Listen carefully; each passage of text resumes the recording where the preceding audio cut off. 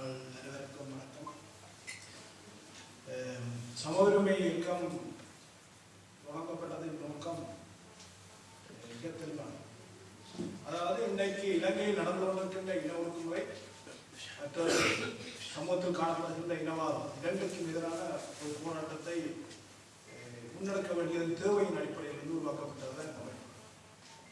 இந்த அமைப்பினுடைய நோக்கம் சில அறிவாளிகள் அல்லது சில முன்னணியாளர்கள் சேர்ந்து இந்த சமூகத்தை மாற்றுவதற்காக அல்ல, மாறாக மக்களை அணிதிரட்டுவதன் மூலம் மக்கள் தான் வரலாற்றை தீர்மானிப்பவர்கள் என்ற அடிப்படையில் மக்களை ஒன்றிணைப்பதற்கான குறைந்தபட்ச வேலை திட்டத்தை அடிப்படையில் இந்த அமைப்பு உருவாக்கப்பட்டது. அதாவது முரண்பட்ட நபர்கள் அல்லது பல்வேறு கருத்துள்ளவர்கள், பல்வேறு உயர்ந்த வேலை திட்டத்தை வேலை செய்யக்கூடியவர்கள் அனைவரும் ஒன்றிணைந்து எப்படி ஒரு அமைப்பை உருவாக்கப்பட வேண்டும், ஒரு அமைப்பை உருவாக்குவதற்காக இலங்கையினுடைய இனவாதத்தை ஒழித்து கட்டுவதற்கு, அந்த நடைமுறைகளை ஒழித்து கட்டுவதற்காக ஒரு நடைமுறை சாத்தியமான ஒரு வழிமுறையை முன்வைத்து உருவாக்கப்பட்ட அமைப்பு தான் இந்த அமைப்பு. இந்த அமைப்பிலே இந்த திட்டத்தை ஏற்றுக்கொள்ளுகின்ற இவர் அதனுடைய பொது நடைமுறையை ஏற்றுக்கொண்டு யாருமே வேலை செய்ய முடியும். இதற்கு எந்த கட்சி அல்லது எந்த நபர் என்ற வேறுபாடு கிடையாது. இதுக்கான ஒரு வேலைத்திட்டம் இருக்கின்றது. இந்த வேலைத்திட்டம் இலங்கையின் இன ஒடுக்குமுறையையும் இனவாதத்தை எதிர்த்து போராடுகின்ற இந்த இணைப்பு வரையறுக்கப்பட்டிருக்கிறது. ஆகவே அந்த வகையிலே இந்த போராட்டத்துக்கான வடிவம் கட்டமைக்கப்பட்டிருக்கிறது. ஏன்னா இன்று இலங்கையில் இன ஒடுக்குமுறை, அதாவது இலங்கை அரசாங்கம் இன ஒடுக்குமுறையை கையாளுகின்ற முறைமை எப்படின்னு சொன்னா, இன ஒடுக்குமுறை அதற்கு தேவைப்படுகின்றது, இனங்களுக்கிடையே முரண்பாடு தேவைப்படுகின்றது என்று சொன்னா அதன் மூலம் மட்டும்தான் சமூகங்களை பிரித்து இந்த நாட்டை ஆள முடியும் என்று கருதுகிறார். அவை இன முரண்பாடு இன்று புதிதாக மத முரண்பாட்டையும் கூர்மைப்படுத்தியிருக்கின்றனர். அவை இந்த முரண்பாடுகளை நாங்கள் பின்பற்றுவதா இல்லை இந்த முரண்பாடுகளை கடந்து நாங்கள் ஒன்றுபடுவதா என்றுதான் வரலாற்று ரீதியான கேள்வி. நீண்ட காலமாக கடந்த 30 வருடங்களாக அல்லது அதற்கு முந்தைய 30 வருடங்கள் யுத்தம், கடந்த 30 வருட யுத்தங்கள், அதற்கு 30 வருடங்களும் பாராளுமன்ற அரசியல், இரண்டாவது ஆயுத போராட்டம் என்ற 2 வடிவங்கள் கையாளப்பட்டிருக்கின்றன இந்த இனவாதத்தை எதிர்த்து. ஆனால் இவை அனைத்தும் தோல்வி பெற்றிருக்கின்றன. இவை அனைத்தும் எந்தவித நம்பிக்கையும் எங்களுக்கு தந்திடவில்லை. நம்பிக்கைக்குரிய ஒரே ஒரு வழி மக்கள் தங்களுடைய விடுதலைக்காக தாங்கள் போராடுவதுதான். அப்ப மக்களை போராட வைப்பதற்காக அல்ல, மக்களை ஒருங்கிணைப்பதற்காக என்ன வழிமுறையை கடந்த கால அரசியல் செய்திருக்கன்னு சொன்ன, அரசியல் செய்திருக்க அல்லது சமூக நடைமுறைகள் செய்திருக்க சொன்ன எதுவும் இல்லை. மக்களை மந்தைகளாக பார்வையாளர்களாக விட்டுவிட்டு வெறும் சில இளைஞர்கள், 1000 இளைஞர்கள் அல்லது பாராளுமன்றவாதிகள், படித்த பாராளுமன்றவாதிகள் தாங்கள் இந்த விடுதலையை பெற்றுத் தருவதாக கூறி மக்களை மந்தைகளாக வைத்துக் கொண்டு இந்த ஆடவழி ஆட்டத்தை ஆடியிருக்கிறார்கள். அது தமிழா இருக்கலாம், நடந்து கொண்டிருக்கின்ற கதை. ஆயுத போராட்டத்தின் வரலாற்று என்று எடுத்துக்கொண்டால் சரி, இலங்கையுடைய வர்க்க போராட்டத்தை வர்க்கப்படத்தை சொல்லியிருந்த ஏவியா இருக்கலாம், இல்லையான்னு சொன்னா தமிழ் தேசிய விடுதலை போராட்டத்திற்கு முன்னெடுப்பதாக சொன்ன அனைத்து இயக்கங்களாக இருக்கலாம்.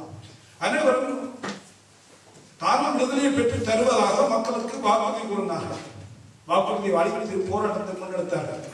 ஆனால் உண்மையில் மக்களை மந்தைகளாக மாற்ற மட்டுமல்ல, மக்களை ஒடுக்கவும் செய்தார்கள். அவை இலங்கையில் நடந்து வந்த கடந்த 60 வருடத்தில் 3 பிரதான அழிவு யுத்தங்கள் நடந்து முடிந்திருக்கின்றன. 3 ஒவ்வொரு காலகட்டங்களில் 3 விதமான அழிவு யுத்தங்கள் நடந்திருக்கின்றன. இதுக்கு பின்னால் மக்களை அணிதிரட்டாத, மக்களை சார்ந்திருக்காத இளைஞர்கள் மக்களுக்காக போராட கூறி இறுதியாக மக்களுக்கு எதிராக போராட்டம் நடத்தி வைத்திருக்கிறார்கள். இந்த வரலாற்றை போக்கித்தான் இன்றைக்கு நாங்கள் நிற்கின்றோம். இன்று யுத்தத்தின் முன் நடந்த புலிகளை அழிப்பதாக கூறிக்கொண்டு நடத்தப்பட்ட இன அழிப்பு, பாரிய இன அழிப்பாக நடந்த யுத்தத்தின் பின் ஒரு இனத்தினுடைய இருப்பை இல்லாததற்கான சகல விஷயங்கள் நடந்து கொண்டிருக்கின்றன. திட்டமிட்ட குடியேற்றங்கள், திட்டமிட்ட திட்டமிட்ட வகையில் மத நிறுவனங்களை நிறுவது உட்பட வடக்கு கிழக்கில் சாதாரண சிவில் சட்டங்களை கூட அமல்படுத்த முடியாத இராணுவ கட்டமைப்புகளை உருவாக்கப்பட்டுக் கொண்டிருக்கின்றன. இந்த இராணுவ கட்டமைப்புகளுக்கு பின்னால் அரசு வைத்திருப்பது ஒரு இனவாத கண்ணோட்டம். இந்த இனவாத கண்ணோட்டம் தனியார் தமிழ் மக்களை மட்டும் இருக்கவில்லை, சிங்கள மக்களை திசை திருப்பி தமிழ் மக்களுக்கு எதிராக தாங்கள் போராடுவதாக கூறிக்கொண்டு உண்மையிலே இலங்கையினுடைய அடிமட்ட மக்கள், ஒடுக்கப்பட்ட மக்கள் வாழ்வு முழுக்க என்ன சமர்ப்பட்டுக் கொண்டிருக்கின்றன அல்லது அழிக்கப்பட்டுக் கொண்டிருக்கின்றன. உண்மையில் மக்களை ஆள்பவர்கள் இதைத்தான் இன்றைக்கு செய்து கொண்டிருக்கிறார். அவை இன்றைக்கு இந்த காலகட்டத்தில் மிக அவசியமாக நாங்கள் எந்த விதமான விடுதலை பாதையை வைத்திருந்தாலும் ரெண்டு இன மக்களும் இணைந்து இந்த அரசியை எதிர்க்க வேண்டிய தேவை இன்றைக்கு அவசியமாக உணரப்பட வேண்டும். யாரெல்லாம் உணரவில்லையோ உணர்ந்தையாக வேண்டும். இன்றைக்கு இன ஒடுக்குமுறையை எதிர்த்து பொதுவாகவே தமிழ் மக்கள் நம்புகின்ற வழிமுறை கொண்டு இன்றைய பாராளுமன்ற தமிழ் எம்பிக்கள் இரண்டாவது அமெரிக்கா அல்லது பிரிட்டன் போன்ற நாடுகள் தங்களுக்கு ஏதாவது பெற்றுத்தரும் என்று நம்பிக்கையோடு காத்திருக்கிறார்கள். இதற்கு அப்பால் இது பற்றிய ஒரு தீர்வையோ அல்லது இது பற்றிய ஒரு தேடுதலையோ அல்லது இது பற்றிய ஒரு நம்பிக்கை எந்த வார்த்தையும் கிடையாது. முதலில் மக்கள் தாங்கள் என்ன செய்ய வேண்டும், தாங்கள் இந்த பிரச்சனையில் தங்களுடைய தலைவர்கள் என்ன, தாங்கள் இந்த வகையை எப்படி தீர்மானிக்க முடியும் என்ற விஷயத்தை தீர்மானிக்க வேண்டியவர்களாக இருக்கின்றனர். அந்த வகையில் தான் சமூக இயக்கம் தங்களுடைய பிரச்சனையை தாங்கள் உணர்வு பண்ணணும். தாங்கள் ஒரு இனவாதியாக இல்லாமல் சக மனிதனாக சக மனிதனை நேசித்து வாழ்வதற்கு பொறுத்துடையவர்கள் என்ற வகையில் அதை உருவாக்குகின்ற வேலையை சமூக இயக்கம் கோருகிறது.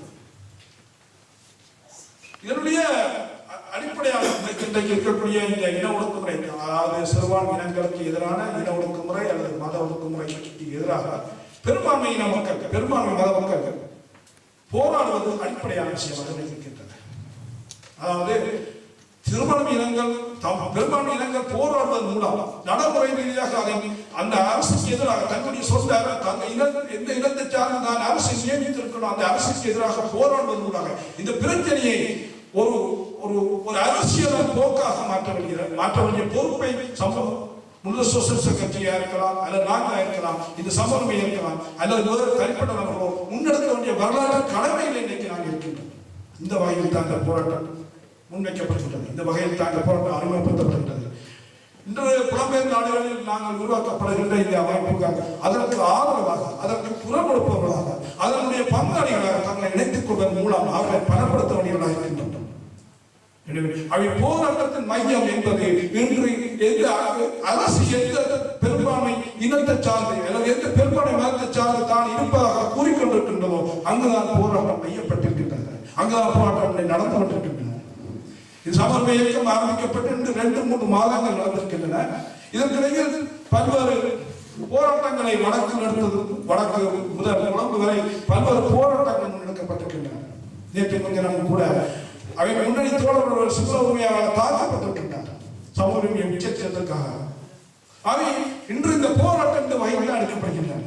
அவை இந்த சமூக உரிமை இயக்கத்தினுடைய இந்த நடைமுறை சார்ந்த போராட்டத்தை இன்று ஒரு புத்திஜீவிகள் மத்தியில் இன்டலெக்சுவல் மத்தியில் எதிர்ப்பது பரவலாக காணப்படுகிறது. இந்த எதிர்ப்பு ஏன் எழுதுகின்றது என்ற கேள்வியை நாங்கள் எழுப்ப வேண்டியிருக்கின்றது. இந்த எதிர்ப்பின் நோக்கம் இந்த சமூகத்தினுடைய இந்த இன ஒடுக்குமுறையை பாதுகாப்பு நோக்கோடு இணைந்து வருகின்றது.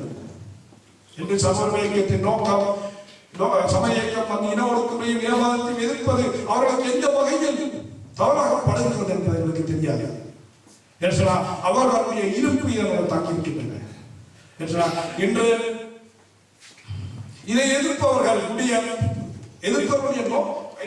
இருப்பு அரசியல் இருப்பு அல்லது பரவலாக எதிரான பிரச்சாரம் செய்யப்படுவதனுடைய நோக்கம் இன்று இந்த அமைப்பு முன்னெடுக்கப்படுவதன் ஊடாக இதனுடைய ஒரு வளர்ச்சியாக வளர்க்குவது இந்த சமூகத்தில் எந்த நடைமுறையை நிராகரிக்கின்றவர்கள் யாரும் அரசியலில் தொடர்ந்து இருக்க முடியாது, அரசியல் தங்களை பிரமுகர்களாக அமர்த்த முடியாது. இதுதான் அந்த எதிர்ப்பினுடைய அரசியல் அடிப்படையாக இருக்கின்றது.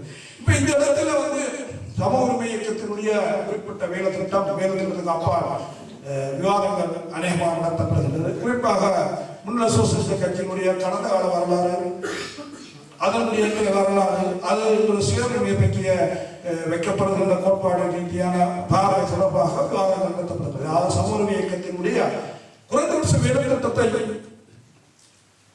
ஏற்றுக்கொள்ள மறுப்பதற்கு விவாதம், அவர்களுடைய உயர்ந்தபட்ச கட்சி வேலை திட்டத்தை எதிர்க்கும் கொண்டு பூர்த்தி வைத்து விவாதத்தை நடத்தி கொண்டிருக்கிறார்கள். அவை விவாதம் வழிகளில் நடந்து கொண்டிருக்கின்றன. அது பெரும்பாலும் தமிழில் அந்த விவாதம் நடந்து கொண்டிருக்கின்றன. அவை இது குறிப்பாக இது தொடர்பான சில கருத்துக்களை நான் இந்த சமூக இயக்கத்தினுடைய அந்த வழக்கை கொண்டு எடுத்து செல்ல வேண்டியது இருக்கின்றது. இது இருப்பவர்கள் அல்லது விவாதிப்பவர்கள் பலர் கடந்த கால முன்னாள் இயக்கத்தை சேர்ந்தவர்கள், இயக்கத்திலிருந்து வந்தவர்கள். அவர்கள் அந்த இயக்கத்தின் பல்வேறு மனித விரோத குற்றங்கள் கொண்ட அமைப்பில் அவர்கள் தொடர்ந்து இருந்தவர்கள். அவர்கள் இந்த அந்த அமைப்பை விட்டு வெளியில் வந்த பிற்பாடு அவர்கள் அது தவறு என்று சொன்ன பிற்பாடு அவர்களை நாங்கள் இந்த சமூகம் வந்த தவறு என்று சொல்லி எதை விமர்சித்தார்களோ அதை அங்கீகரிக்கின்றோம். அது கடந்த தவறு என்று சொல்லி அந்த இயக்கங்களை விட்டு வெளியேறி வந்தவர்கள் தாங்கள் கடந்த கால இயக்கத்தில் இருந்த தவறு மட்டுமல்ல அந்த இயக்கத்தில் விட்ட தவறுகளை சுட்டிக்காட்டி அதற்கு விமர்சனம் செய்தார்கள். விமர்சனம் செய்வதால் அவர்கள் சுய விமர்சனம் செய்தவர்களாக கருதப்பட்டார்கள். ஒரு விஷயத்தை பார்ப்பதாக கருதினார்கள். ஆனா இதை ஏய்ப்பில் இருந்து உடைந்த முன்னாள் சோசியலிஸ்ட் கட்சிக்கு விதிவிலக்காக பார்க்கிறார்கள். எந்த வகை ஏய்ப்பில் இருந்து ஒரு அமைப்பை உடைத்து வழியில் வந்தவர்கள் எந்த வகையில் சுயசமாய் என்று நீங்க பார்க்க முடிகிறது. அவர்கள் அந்த அமைப்பு தவறு என்று சொல்லிக் கொண்டு வழியில் வந்தவர்கள்.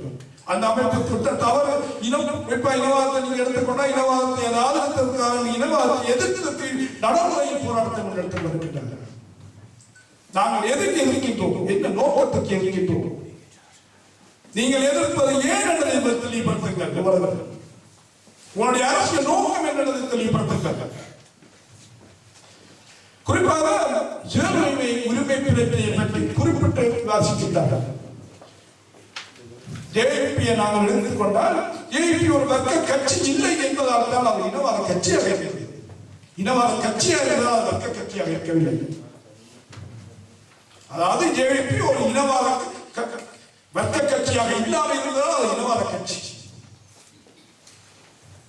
அப்ப இன்று ஜேவிபி உடைந்த முன்னாள் சோசியலிஸ்ட் கட்சி ஒரு வர்க்க கட்சியா இல்லையா விவாதம் இங்கே நடத்துங்க. சுயமரியை பற்றி விவாதிக்க தோன்றும். அது ஒரு வர்க்க கட்சியா இல்லையா நீங்க விவாதிக்க விரும்பினா விவாதிங்க. வர்க்க கட்சியாக இருந்தால் அது சுயமரியை பற்றிய கோட்பாட்டை தனக்கான கருத்தை அது கொண்டிருக்கிறது. அது வர்க்க கட்சியாக இல்லாமல் இருந்தால் மட்டும்தான் விவாதிக்க முடியும். நாங்கள் அவர்களை வர்க்க கட்சி என்று பார்க்கிறோம். புதிய முன்னணியாகிய நாங்கள் சுயமரியை ஏற்றுக்கொண்ட அதே நேரம் அவர்கள் அந்த சுயமரியை கோரி நாங்கள் எங்களுடைய கேட்கறதுக்காக அவர்கள் விவாதத்தை நடத்துகின்ற அதே நேரம் அவர்கள் வர்க்க கட்சியாக இருப்பதால் அவர்களுடன் நாங்கள் தொடர்ந்து ஐக்கியப்பட்டு போராடுகின்றோம். இது ஒவ்வொருவருக்கும் அவசியமான நாங்கள் எப்படி ஐக்கியப்பட வேண்டும் என்பதை நாங்கள் வரலாற்று எடுத்து காட்டுகின்றோம். கடந்த தமிழ் வரலாற்றில் 2 அமைப்புகள் சேர்ந்து வாழ முடியாது என்பதை நடைமுறையில் துப்பாக்கி கொண்டு கூட தீர்த்தவர்கள். நாங்கள் அப்படி அல்ல. நாங்கள் ஒரு 2 அமைப்பு எப்படி உடன்பாடுடன் சேர்ந்து வாழ முடியும் என்பதை நடைமுறையில் எடுத்து காட்டுகின்றோம். அதை மட்டுமல்ல தமிழ் சிங்கள முஸ்லிம் அனைத்து இன மக்களுடன் எப்படி சேர்ந்து வாழ முடியும் என்பதை நடைமுறையில் உள்ள நாம் நினைக்கிறோம் நிறுவ வேண்டும் என்பதை நாம் உறுதியாக இருக்கின்றோம். இது எங்களுக்கு வரலாறு. எந்த ஒரு மனிதன் தனி மனிதன் இதை நிறுவியாக வேண்டும். ஒரு மனிதன் தன்னைத்தான் மனிதனாக எப்போது உணர்கின்றானோ அவன் அந்த இடத்தில் அதை நிரூபித்தாராக வேண்டும். நாங்கள் வெறும் மன கோட்பாடுகளை பேசுவதில்லை, நடைமுறையில் வாழ்ந்து காட்ட வேண்டும். ஆகவே இன்று முன்னிலை சோசியலிஸ்ட் கட்சியினுடைய கட்சி சுயநிலையை பற்றிய ஒரு மறுத்தல்ல. அவர்கள் அதை ஒரு தங்களுடைய சொந்த ஒரு விவாதத்தை நடத்துகின்றார்கள். இந்த விவாதத்தை ஏன் நடக்கிறார்கள் அல்லது இந்த விவாதத்தை அவர்களை எப்படி காலத்துக்கு போகிறார்கள் நாங்கள் சொல்ல வேண்டியிருக்கின்றது என்று நான் விவாதம் அடுத்த ஒரு கேள்வி அவர் வந்து நான் அதை பற்றி பேச வேண்டியிருக்கின்றது. கட்சி என்பது ஒரு தலைமட்டத்தில் நடந்த ஒரு தத்துவத்த ரீதியான விவாதத்துக்கு உடைகின்ற போது அதனுடைய கடந்த கால வர்க்க அரசியல் தன்மையினால் பல்வேறு அதிர்ச்சியுற்ற கீழே உறுப்புகள் கூட அவர்களுடன் வந்து சேர்ந்திருக்கிறார்கள். ஒருவர் 2 பேர் சில ஆயிரக்கணக்கான உறுப்பினர்கள் வந்திருக்கிறார்கள். ஆகவே அவர்கள் எடுத்தெடுப்பில் ஒரு இனவாத கட்சியாக இருந்த ஒரு ஏழிலிருந்து வந்த ஒரு கட்சி அந்த இனவாதத்தை மீட்பது எப்படி முடியும்? இது ஒரு நடைமுறை சாத்தியம், நடைமுறை ரீதியான கேள்வி. எந்த அமைப்பும் நடைமுறையாக இருப்போம் என்ற கேள்விக்கு பதில். அவர்கள் என்ன செய்கின்றார்கள்? தன்னுடைய உறுப்பினர்களுக்கான மறு கல்வியை உருவாக்கின்றார்கள். அந்த மறு கல்விதான் இன ஒடுக்குமுறைக்கு எதிராக கீழ்ந்து வேலை செய்கின்ற நடைமுறையை உருவாக்கினார்கள். எந்த இனவாதத்தை ஆதரித்து தன்னுடைய உறுப்பினர்களை அரசியல்படுத்தினதோ அந்த இனவாதத்துக்கு எதிராக கீழ் அணியிலிருந்து அதற்கான போராட்டத்தை தொடங்கி இருக்கிறார்கள். அந்த போராட்டத்தின் வளர்ந்துதான் நாங்கள் ஒரு தத்துவத்தை உருவாக்கணும். மார்க்சியத்தை எடுத்துக்கொண்டால் அல்லது எந்த தத்துவத்தை எடுத்துக்கொண்டாலும் அது நடைமுறை வாழ்வில் இருந்து மக்களுடைய அன்றாட உழைப்பில் இருந்து அவர்கள் தத்துவங்கள் உருவாகின்றன. தத்துவங்கள் நடைமுறை உருவாக்குவதில்லை. நடைமுறையின் தொகுப்புத்தான் தத்துவம். தத்துவத்திலிருந்து முன்ன நடைமுறை வருகின்றது. அவர்கள் நடைமுறையை வைத்திருக்கின்றார்கள். இன ஒடுக்குமுறைக்கு எதிராக ஒவ்வொரு சிங்கள தோழர்களும் போராடுவதற்காக சிங்கள மக்களை விழிப்புறுத்துவதற்காக ஒரு உயர்ந்தபட்ச மனித தன்மையை உருவாக்கின்ற போராட்டத்தின் ஊடாகத்தான் ஒரு தத்துவத்தை தனியாக நினைக்க முடியும். அந்த வேலையைத்தான் அவர்கள் எடுத்திருக்கின்றார்கள். அந்த வேலையைத்தான் செயல்பட்டிருக்கின்றார்கள். அவர்கள் சுயமொழியை வருகிற கோட்பாடாக வைக்கப்பட்டு போவதல்ல.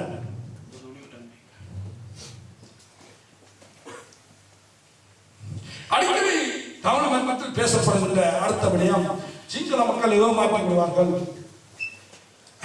தமிழ் மக்களை ஏமாற்றி விடுவார்கள், சிங்கள மக்களை நம்ப முடியாது என்று சொல்லுகிறார்கள். நீங்கள் எப்போது சிங்கள மக்களை நம்பினீர்களா? நம்பி அவர்களுடன் பேசுகிறீர்களா? எப்போது சொல்லுங்க. கடந்த கால அரசியல் வரலாற்று நீங்க திரும்பி பாருங்க. சிங்கள மக்களிடம் நீங்க உங்களுடைய பிரச்சனை எடுத்துட்டீர்களா? அரசியல்வாதிகளுடன் அரசியல் தலைவர்களுடன் பேசினால் அவர்களை ஏமாற்றுவார்கள். பேசியவர்கள் யார் என்று சொன்னார், எங்களை ஏமாற்றிக் கொண்ட தலைவர். நாங்கள் குத்தகைக்கு கொடுத்துவிட்டு ஒரு பார்வையாளர்கள் மந்திரிகளாக இருந்தோம். நாங்கள் எங்களுடைய பிரச்சனையை அந்த மக்களுடன் பேச வேண்டும். பேசினோமா? இல்லை. நாங்கள் சாதாரணமாக பல பேருக்கு அனுபவம் பல்வேறு பிரதேசங்களில் தமிழ் சிங்கள மக்கள் ஒன்றாக வாழ்கின்ற பிரதேசங்களில் எத்தனை இடங்களில் தமிழ் மக்கள் சிங்கள மக்களுடன் நம்பி வாழ்ந்திருக்கிறார்கள். அவர்கள் அவ்வளவு நம்பி உதவி செய்திருக்கிறார்கள். காடுகளை விழுந்து பாதுகாத்த சிங்கள மக்கள் இருக்கின்றார்கள். அவர்கள் எல்லாம் அவங்களுடைய துரோகிகளா? அவர்களை நம்பி நீங்கள் ஒரு அரசியலை ஏற்பட்டு செல்லவில்லை. கொண்டு செல்வது இந்த தலைவர்களா அல்லது நாங்கள் தமிழர்கள் நாங்கள் தமிழர் சொல்லி இனவாதத்தை கைக்கு கொண்டவர்களா? இல்லை, மக்கள் நாங்கள் செல்ல முடியும். நாங்கள் ஒரு சிங்கள மக்களுடன் சேர்ந்து பல்வேறு விஷயங்களை செய்ய முடியும், வாழ முடியும் என்று நடைமுறையில் சந்தித்தவர்கள் நாங்கள். ஏன் நாங்கள் செய்யவில்லை? அரசியல் செய்கிறாங்க. எங்களுக்கு செய்வதற்கு அரசியல் உரிமையை அல்லது அரசியல் சுதந்திரத்தை எங்களது தலைவர்கள் வழங்கவில்லை என்பது இன்னொரு உண்மை.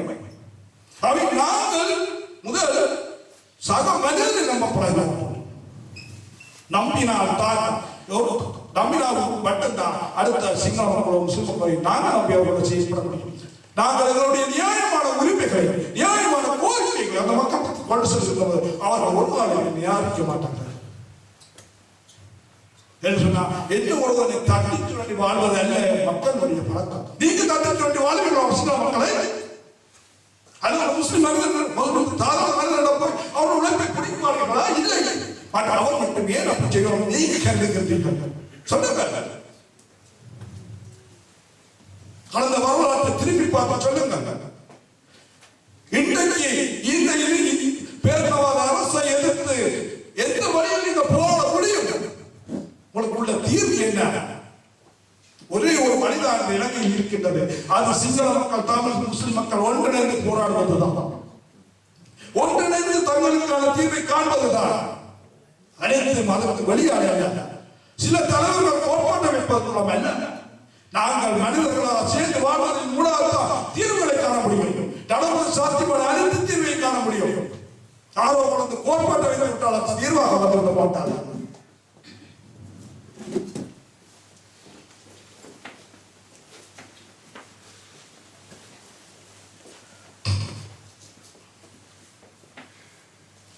என்று அண்மையில் சுதந்திர தின விழாவில் மைந்தா சமூகமே உச்சரித்து கொண்டு செய்திருந்தார். நீங்கள் கேள்விப்பட்டிருப்பீர்கள். அதை வைத்து பேசுவதற்கு ஒரு அரசியலை நடத்தினார்கள். இவர்களும் அவர்களும் ஒன்று இந்த சம உரிமை மத சம உரிமை உண்டு. நாங்கள் ஒடுக்கப்பட்ட மக்கள் எடுக்கப்படும் எந்த கோரிக்கையை ஆளுநர்த்தமும் தனது கோரிக்கையாக மாற்றும். இதுதான் வரலாறு. இலங்கை ஒரு சோசலிச குடியரசாக அறிவித்திருந்தது கடந்த காலத்தில் உங்களுக்கு தெரியும். ஏன்னு சொன்னா உலகம் சோசலிசம் என்று வரும்போது நான் சோசலிச நாட்டை வைத்திருப்பதாக சொல்வதற்காக சோசலிசம் என்று சொல்லி பாவித்தார்கள். இதுக்கு நிறைய உதாரணங்கள்.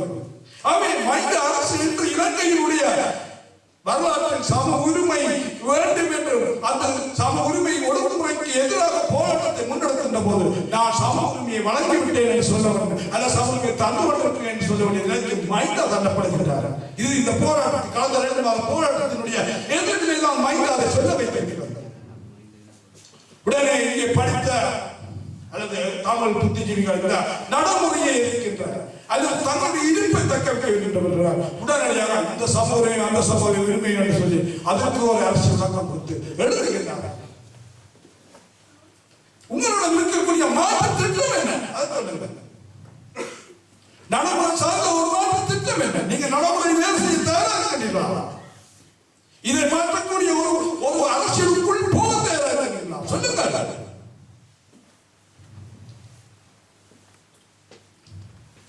அடிக்கடி இந்த சுயஉரிமை பற்றி பேசிக் கொள்கிறார்கள். சுயஉரிமை பேசுவது மார்க்சியம் மட்டும்தான் சுயஉரிமை தெளிவாக வரையறுக்கப்பட்டிருக்கிறது. அவர்கள் மார்க்சியத்தை ஏற்றுக்கொள்ளவில்லையோ அவர்கள் சுயஉரிமையை கோர முடியாது. ஏன்னா அந்த சுயஉரிமை என்பது இனவாதம். மார்க்சியம் மட்டும்தான் சுயஉரிமைக்கான தெளிவான விளக்கத்தை கொடுத்திருக்கின்றனர். லெனினை மேற்கோள் காட்டுவதன் மூலம் அல்ல, நீ முதல் மார்க்சிஸ்டாக இருக்க வேண்டும். இந்த இலங்கை ஒரு இலங்கையுடைய ஒடுக்கப்பட்ட மக்களின் விடுதலைக்காக நீ போராட இருக்க வேண்டும். அது வரை நீ சுயஉரிமையை பற்றி பேசுவதற்கான அருகதை கிடையாது. அடிக்கடி சுயஉரிமையை பற்றி நாங்கள் சுயஉரிமையை அங்கீகரிக்க வரணும். நீங்க சுயஉரிமையை அங்கீகரிக்க வர வேண்டும் சொன்னா நீங்க முதல் மார்க்சிஸ்டாக இருக்க வேண்டும். இல்லாம சுயஉரிமையை பற்றி நீ பேசுவதற்கு சொன்னா தங்களை மூடி வளர்த்து தங்களுடைய இருப்பை தக்க வைப்பதற்காக சுத்தி வளர்த்து சொல்லப்படுற கோட்பாடுதான் சுயஉரிமை. அது பெரும் அடிப்படை இனவாதம். இனவாதத்தை சுயஉரிமையாக வைக்கவில்லை. அவர் வைத்தது முழுக்க ஒரு வர்க்கப்பாடத்தை நடத்துவதற்காக மட்டும்தான். நீங்கள் இடைக்காலத்தில் திட்டங்களை ஏற்றுக்கொள்கிறீர்கள். அடுத்த கேள்வி, இடைக்காலத்தில் திட்டத்தை ஏற்றுக்கொள்கிறீர்கள், அதை ஏற்றுக்கொள்கிறீர்களா இல்லையா? நாங்கள் இடைக்காலத்தில் திட்டத்தை வைப்பவர்கள் நாங்கள் ஒரு ஒடுக்கப்பட்ட மக்களின் விடுதலை என்ற அடிப்படைக்கு அப்பா எந்த ஒரு இடைப்பட்ட தீர்வை நாங்கள் வைப்பது கிடையாது. அது எங்களுடைய கடமையும் அல்ல. அது இந்த அமைப்பு இந்த அரசு தான் வைக்கின்றது. இந்த அரசு வைக்கின்ற தீர்வு இந்த அரசில் வருகின்ற போது அது இந்த ஒடுக்கப்பட்ட மக்களுக்கு சார்பாக இருந்தால் நாம் நிச்சயமாக அது ஒடுக்கப்பட்ட மக்களுக்கு எதிராக இருந்தால் இந்த மக்களுக்கு எதிராக இருந்தால் நாங்கள் எதிர்ப்போம். அது மட்டும்தான் சாத்தியம். இன்று அமெரிக்கா தமிழ் இந்த இலங்கை அரசு போன்ற விஷயங்கள் பேசிக் கொண்டிருக்கிறார். அது தன்னுடைய சொந்த தான் பேசுகிறது. இந்த தமிழ் மக்களுடைய அவலங்களுக்கு மீட்டியாக பேசவில்லை. நாம் புரிந்து கொள்ள வேண்டும். இது போன்றதான் அனைத்து அவை நாங்கள் மக்களுக்கு சார்பான அந்த மக்களுடைய எதிர் நியாயமான கோரிக்கையோ அல்ல மக்களுக்கு எதிர் சாதகமானோ அது மட்டும்தான் அறிவிப்போம். ஆதரிக்கப்பட வேண்டும். இது அனைத்து அது எல்லா அனைத்து மக்களுக்கு எதிரானது.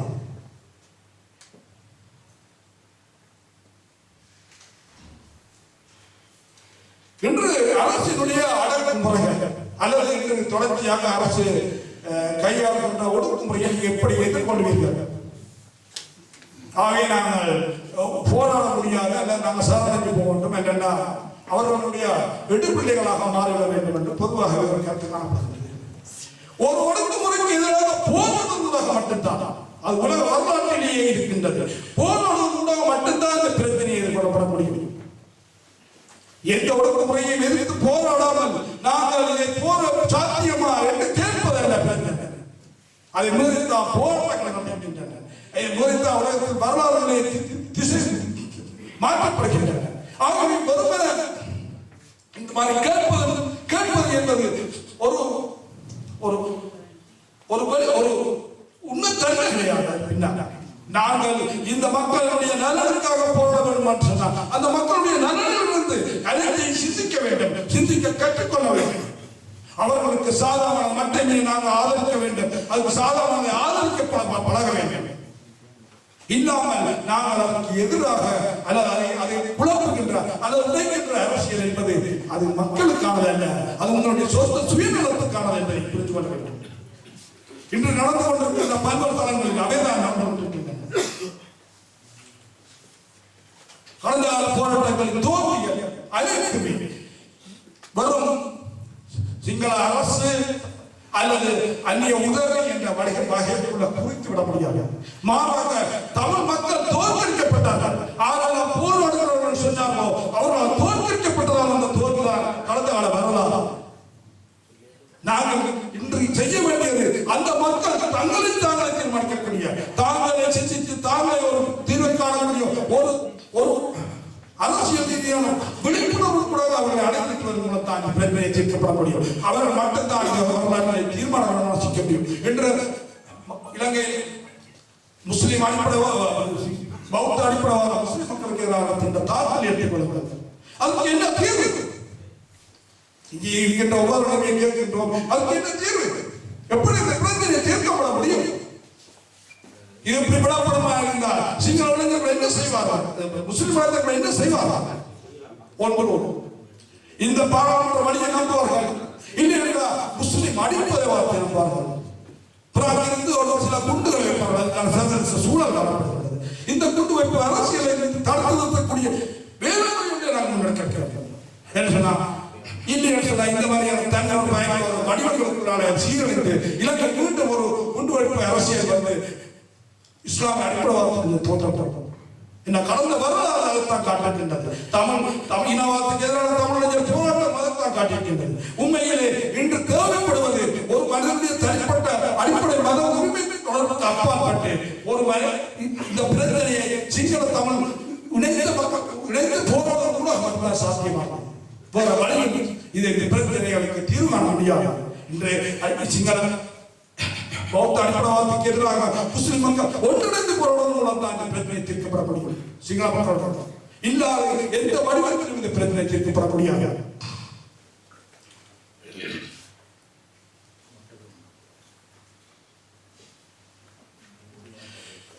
இந்த வகையில் இன்று இனவாதம் மற்றும் இன ஒடுக்குமுறைக்கு எதிராக மற்றும் மதவாதம் மற்றும் மத ஒடுக்குமுறைக்கு எதிராக இந்த சமூக இயக்கம் என்பது மிக தெளிவாகவே அனைத்து இன மத கடந்த மக்களை அணிதிரட்டுவதை அடிப்படையாக கொண்டது. இந்த அடிப்படை நோக்கம் வெற்றி பெறுவதன் மூலம்தான் இலங்கைக்கு ஒரு மாற்றத்தை கொண்டு வர முடியும். இது சாத்தியமா என்ற கேள்விக்கு அப்பாற்பட்டு இது மட்டும்தான் சாத்தியம், இது மட்டும்தான் நடைமுறைக்கு ஒரு இயக்கமாக அல்லது ஒரு உண்மையான நேர்மையான இயக்கமாக இருக்க முடியும் என்றதுக்கு அப்பா இதுக்கு வெளியாக வேறு எதுவுமே கிடையாது.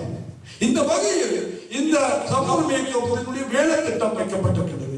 இந்த வேலை திட்டம் தன்னுடைய அனுபவத்திலிருந்து அதாவது நடைமுறையிலிருந்து கற்றுக்கொண்டால் தன்னை மேலும் தத்துவ ரீதியாக பலப்படுத்தும் தத்துவத்திலிருந்து நடைமுறை தடையிலிருந்து இந்த விஷயங்கள் அமல்படுத்தப்படும். அந்த வகையில் இன்று சமூக இயக்கத்தினுடைய நோக்கம் மிக தெளிவானது. இன்று இலங்கையில் நடந்து கொண்டிருக்கின்ற இன ஒடுக்குமுறை மத ரீதியான ஒடுக்குமுறைக்கு எதிராக அனைத்து இன மத மக்களை அணிதிரட்டுவதன் மூலம் அவர்களுடைய ஒடுக்குமுறைக்கு எதிராக அவர்களை விழிப்புணர்வு வைப்பதன் மூலம் இந்த அரசு எதை சார்ந்து நிற்கின்ற அந்த அரசு கட்டமைப்புக்கு எதிரான பாடத்தை முன்னெடுப்பதன் மூலம் அரசுக்கு எதிராக அவர்களை கொண்டு வருவதன் மூலம் இந்த விஷயத்தை சாதிக்க முடியும் என்று தான் நம்புகின்றோம். இந்த சாதிக்கு ஒரு உங்களான பங்களிப்பு, உங்களான ஒத்துழைப்பு, உங்களான ஆதரவு அவசியமானது, அடிப்படையாக இதுக்கு வெளியாக இந்த பிரச்சனைக்கு வேறு எந்த வழியிலும் தீர்க்கப்பட முடியாது.